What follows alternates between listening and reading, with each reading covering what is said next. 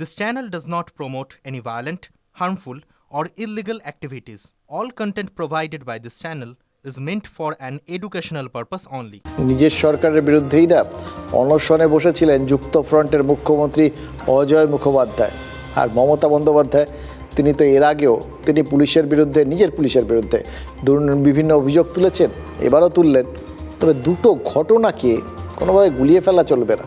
সরকার তখন অজয় মুখোপাধ্যায়ের হাতের বাইরে বেরিয়ে গেছিল, তারপর তিনি অনশনে বসেছিলেন। আর মমতা বন্দ্যোপাধ্যায় তিনি প্রশাসনিক বৈঠকে কড়া বার্তা দিলেন যাতে প্রশাসনের রাশটা আরও শক্ত করে ধরতে পারে। আজকেই মুখ্যমন্ত্রী এক্স হ্যান্ডেলে পোস্ট করেছেন একটা, তাতে জানিয়েছেন কৃষক বন্ধুর নতুন প্রকল্পে 1,05,00,000 চাষি আর বর্গাদারকে 2,900 কোটি টাকা সহায়তা প্রদান করা হলো। পাশাপাশি সারা রাজ্যে 2,10,00,000 কৃষককে বাংলা শস্য বিমার আওতায় মোট 293 কোটি টাকা দেওয়া হবে। তৃতীয়বার দায়িত্ব নিয়েই ওপাশে কিন্তু কৃষক সম্মান নিধির কিস্তিতে সই করেছেন প্রধানমন্ত্রী নরেন্দ্র মোদী। তাতে দেশ জুড়ে 12 কোটি কৃষক সুফল পাবেন। ভোটে মমতা বন্দ্যোপাধ্যায়কে বাঁচিয়েছে গ্রাম বাংলা, আর নরেন্দ্র মোদীকে ভুগিয়েছে গ্রামীণ ভারত। এবার গ্রাম মানেই কৃষক, তাই আপাতত কৃষকের পাশে দাঁড়াতেই দুই সরকার উদ্গ্রীব হয়ে বসে রয়েছেন। ভালো কাজের কম্পিটিশান হচ্ছে আর কি, পাশে দাঁড়ানোর কম্পিটিশান। এই সমস্ত কম্পিটিশানে যদি কৃষকের কিছু উপকার হয় খারাপ না, কিন্তু সেটা না হলে, মানে শুধু জাস্ট কম্পিটিশানের জন্য কম্পিটিশান হলে, কাজের কাজটা না হলে, তাহলে আবার ওই কার বিপদ ঘণ্টা বাজবে কেউ জানেন না। ঘটনাচক্রে দুদিন আগেই কিন্তু কেন্দ্রীয় করের একটা অংশ রাজ্যের যেগুলো বকেয়া ছিল বলে রাজ্য বারবার অভিযোগ করে, তার মধ্যে থেকে 10,000 কোটি টাকা দিল্লি রাজ্যে পাঠিয়ে দিয়েছে। ভাড়ারে টাকা ঢোকার পর প্রথম কিস্তিতেই তাই কৃষকদের বকেয়াটা মিটিয়ে দিলেন মুখ্যমন্ত্রী মমতা বন্দ্যোপাধ্যায়। এবার দ্বিতীয় লক্ষ্য আবাস যোজনার টাকা দেওয়া, এটাও ঘোষণা করা হয়ে রয়েছে। বসে রয়েছেন জাস্ট ওই কেন্দ্রীয় আবাস যোজনার টাকাটা একবার যদি এসে যায়, বা আবাস যোজনার কেন্দ্রীয় অনুমোদনটা যদি এসে যায়, তাহলেই প্রতিশ্রুতি পূরণ করে দেবেন।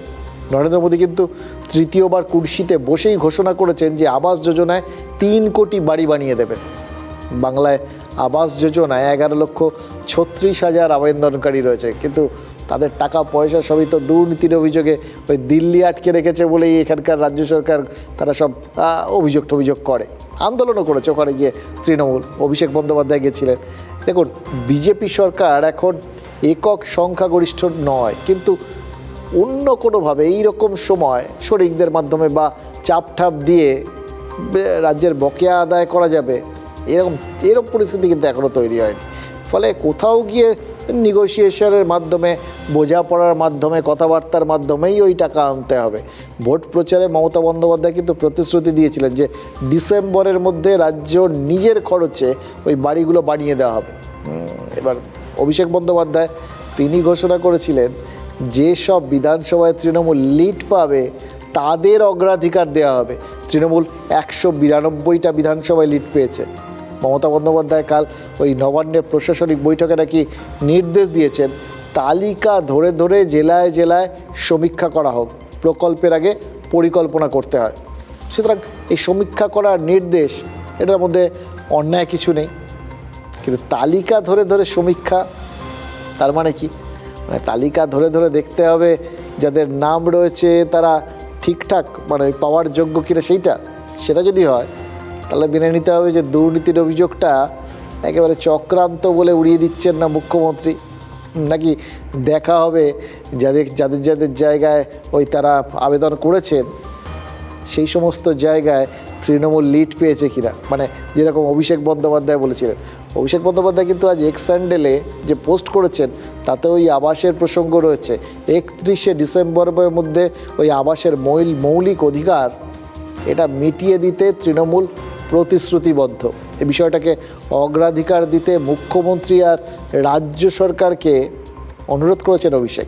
সোশ্যাল মিডিয়ায় পোস্ট করেছেন, তো সেখানে একই সঙ্গে তিনি ওই কেন্দ্রীয় বঞ্চনার প্রতিবাদে তার নিজের রাজ্য জুড়ে নবজোয়ার যাত্রা বা দিল্লিতে ধর্নার প্রসঙ্গ, এই সব কিছু উল্লেখ করে দিয়েছেন।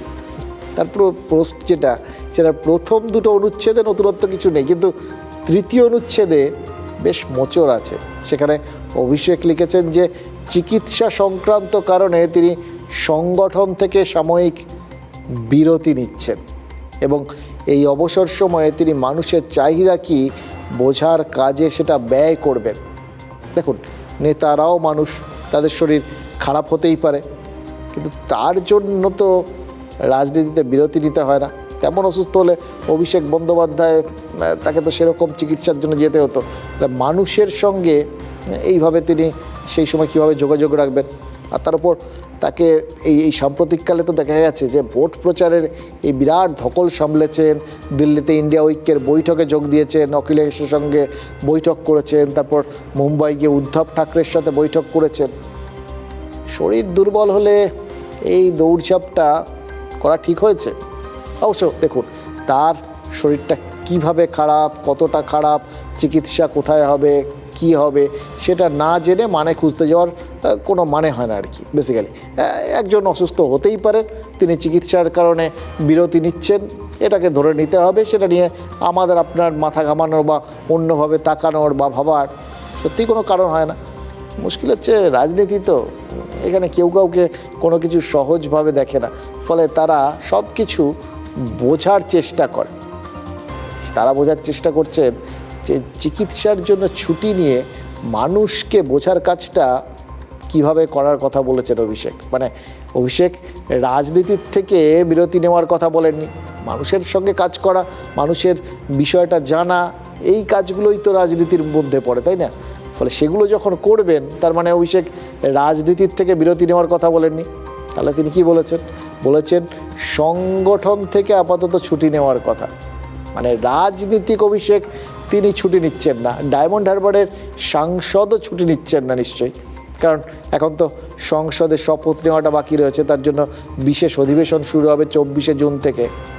তাহলে কোন অভিষেক বন্দ্যোপাধ্যায় ছুটি নিচ্ছেন বলুন তো? তৃণমূলের সাধারণ সম্পাদক শুধু এই একজনই ছুটি নিচ্ছেন। কেন ছুটি নিচ্ছেন ভুলে গেলেন? অভিষেক তো লিখেছেন চিকিৎসা করাতে হবে। ওনার কোথায় ব্যথা? চোখে, ওনার কোথায় ব্যথা মনে, কোথায় ব্যথা, পিসির কারণে ব্যথা না শুভেন্দুবাবুর কারণে ব্যথা, সেগুলো এখনও আমাদের কারোর কাছে ক্লিয়ার নয়। একজন মানুষ অসুস্থতার কারণে ছুটি নিতেই পারেন, কিন্তু আপনার কি মনে হয় যে এত অসুস্থ যে মানুষটা দুদিন আগে অবধি দিল্লির নেতাদের, বিভিন্ন রাজ্যের নেতাদের বাড়ি বাড়ি গিয়ে করানাচ্ছিলেন, সেই মানুষটা হঠাৎ এমন অসুস্থ হয়ে পড়লেন যে উনি একটা সাময়িক বিরতিতে চলে গেলেন? এসব রাজনৈতিক ব্যানার্জি বাড়ির ভেতরের লড়াই। ঘোষণা করে মেডিকেল লিভে আছেন, এটা বলার মতন কি কারণ হয়েছে আমি জানি না। নিশ্চয়ই অসুস্থ বোধ করছেন, তাই কেউ অসুস্থ হলে তিনি দ্রুত সুস্থ হয়ে উঠুন। তো অসুস্থতা এবং সুস্থতা এটা তো ব্যক্তিগতভাবে ডাক্তারদের সঙ্গে পরামর্শ করে চিকিৎসার প্রসঙ্গ, এটা বিজ্ঞাপন দেওয়ার প্রসঙ্গ বলে আমি মনে করি না। আমি তার দ্রুত সুস্থতা কামনা করছি, বয়স কম তো, সুস্থ হয়ে উঠুন। অভিষেক বন্দ্যোপাধ্যায়ের যে পোস্ট ইটসেলফ, সেটাই যাবতীয় যা যা বলার সেটা বলা রয়েছে। আর অভিষেক বন্দ্যোপাধ্যায় আমাদের দলের সেনাপতি, আমাদের তৃণমূল পরিবারের অন্যতম সম্পদ এবং অবশ্যই রাজ্য সরকারের অন্যতম শুভানুধ্যায়ী এবং সক্রিয় কারিগর একজন। তো ফলে তিনি সরকারের ভালো চেয়ে বার্তা দেবেন, এটা তো খুব স্বাভাবিক ব্যাপার। আন্দাজ করে বলা উচিত না ওনাদের মধ্যে কি হচ্ছে, কেন তিনি বিশ্রাম, মানে লাগাতার প্রচার হয়তো করেছেন, ভোট সামলেছেন, তার জন্য উনি যাচ্ছেন না, ওনার চোখে একটা সমস্যা আছে সেটার জন্য চিকিৎসার জন্য যাচ্ছেন না, কিছুটা বিরতি নিচ্ছেন, আবার নতুন করে ভাববেন না অন্য কিছু, এগুলো যেটাই আমি বলি না কেন এটা আন্দাজে বলা হবে, এর কোনো প্রামাণ্য যুক্তি আমার কাছে থাকবে না। তাই কারো ব্যক্তিগত বিষয়ে মন্তব্য করা ঠিক। অসম্ভব একটা যুক্তিযুক্ত কথা বললেন শুভেন্দু অধিকারী, জানেন তো? সত্যি তো, কারোর একজন ব্যক্তিগত বিষয়, কেউ অসুস্থ হতেই পারেন, সেটা নিয়ে প্রশ্ন তোলা বা সেটা নিয়ে আলোচনা করা, সেটা সত্যিই খুব একটা বড় ব্যাপার না, ঠিক ব্যাপার না, এটা উচিত না আর কি।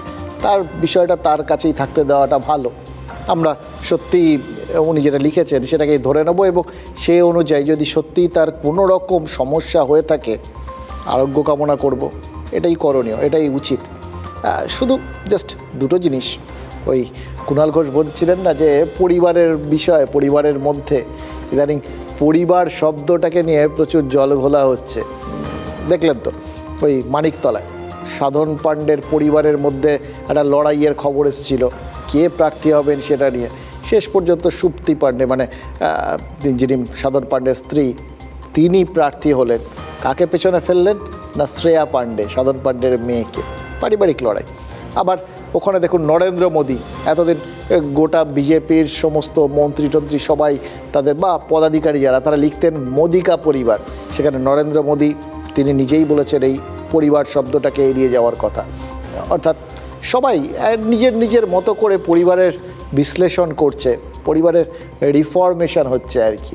এটা খুব ইন্টারেস্টিং একটা সময়।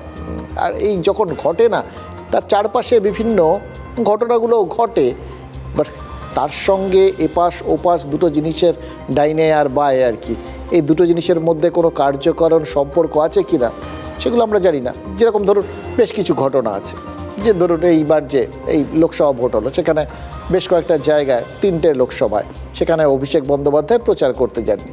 বা ধরুন এই যেভাবে মমতা বন্দ্যোপাধ্যায় ঘোষণা করলেন তিনি যদি না যেতেন 3বার তাহলে ওই কলকাতা উত্তরে তৃণমূল জয় পেত না। বা তিনি যেভাবে এই বৈঠক করে বিভিন্ন অফিসারকে আমলাদের ধমক ধমক দিলেন, প্রশ্ন তুললেন অনেক কিছু ব্যাপার নিয়ে, সেটা একটা বিষয়। আবার ধরুন এই যেভাবে প্রার্থী নির্বাচন করা হলো মানিকতলা, আলাদা কমিটি গড়া হলো, তারপর মমতা বন্দ্যোপাধ্যায় নিজে তাদের সাথে কথাবার্তা বলে একটা সিদ্ধান্ত নিলেন। দলনেত্রী নিতেই পারেন, কিন্তু নিলেন তো একটু ব্যতিক্রমী ঘটনাটা প্রার্থী বাছাইয়ের ক্ষেত্রে যেভাবে পুরো ঘটনাটা ঘটলো, তো এটা বিশেষ জায়গায় এবং অনেকগুলো ঘটনা ঘটেছে সাম্প্রতিককালে। এবং তারপরে ধরুন এই পোস্টগুলো, সোশ্যাল মিডিয়া পোস্টগুলো, এবার কোনটার সাথে কিসের সম্পর্ক আছে সেটাও আমরা জানি না। তাই এখানেই ফুল স্টপ দেওয়ার ভালো আর কি। শুধু চিঠির নিচে বিশেষ দ্রষ্টব্যের মতো আপনাদের একটা অন্য কথা বলি, ইন্টারেস্টিং লাগছে এই সমস্ত ঘটনাগুলো এবং বিভিন্ন পোস্ট এইগুলোকে কার্যকারণ সম্পর্ক বিশ্লেষণের বাইরেও অনেক কিছু ঘটনা থাকে যেগুলোর ক্ষেত্রে আবার কার্যকারণের বাস্তবায়ন ঘটে। এই ধরুন ভোট না দেওয়ায় উল্টোডাঙ্গার আবাসনে এবার অটোর দৌরাত্ম্য হয়েছিল, মনে আছে আপনাদের? মুখ্যমন্ত্রী মমতা বন্দ্যোপাধ্যায় সেজন্য স্থানীয় কাউন্সিলরকে প্রবল বকাঝকাও করেছিলেন, প্রয়োজনে বাড়ি বাড়ি গিয়ে ক্ষমা চাওয়ার নির্দেশ দিয়েছিলেন। কারণ এটা আর কার্য সেটাও আজকে হয়েছে। সত্যি সত্যি আজ ওই শান্তিরঞ্জন কুণ্ডু কাউন্সিলর তিনি আবাসনে গিয়ে ক্ষমা চাইলেন। তার মানে ভেবে দেখুন, নিচু তলায় দুষ্টুমি হবে আর ওপর তলার থেকে তৃণমূল নেত্রী বকাঝকা করে সেটা শুধরে দেবেন। তৃণমূল জানে তাতেই ভোটারের রাগ গলে জল হয়ে যাবে, আর বাংলার ভোটটা তো এখনও মমতা বন্দ্যোপাধ্যায়ের নামেই হয়। সেই জন্য সবাই নিশ্চিন্ত আছেন, খোশ মেজাজে। বরঞ্চ আজকে জামাই ষষ্ঠী এনজয় করছেন, অনেকেই করছেন। জামাইরা যেরকম করছেন, হ্যাঁ, তেমনি জামাইদের কেউ কেউ সম্বর্ধনাও দিয়েছেন, জামাই না হয়ে মানে শ্বশুর না হয়েও আর কি। 29 জন জামাইকে সম্বর্ধনা দিয়েছেন মদন মিত্র। তিনি তো সবসময় একটা ব্যতিক্রমী চরিত্র, অন্যরকম কাজকর্ম করে যাবতীয় প্রচারের আলো তার উপর নিয়ে আসতে তিনি একদম সিদ্ধহস্ত। মদন মিত্র মানে এটা ব্যাপার, জানেন তো। এবারও তাই করেছেন, সানাই টানাই বাজিয়ে একেবারে এলাহি খাওয়া দাওয়ার ব্যবস্থা। কিন্তু গুনে গুনে 29 জন কেন? ঠিক ধরেছেন, তৃণমূল 29টা লোকসভা আসনে জিতেছে, তাই 29 42 হলে হয়তো 42 জনকে এই মদন মিত্র পাত পেরে খাইয়ে দিতেন। আমাদের শুধু একটা কথাই মনে হচ্ছে, পেটে খেলেই তো পিঠে সয়, তো পেট পুড়ে খাওয়া তো হলো, এরপর কি পিঠের পালা?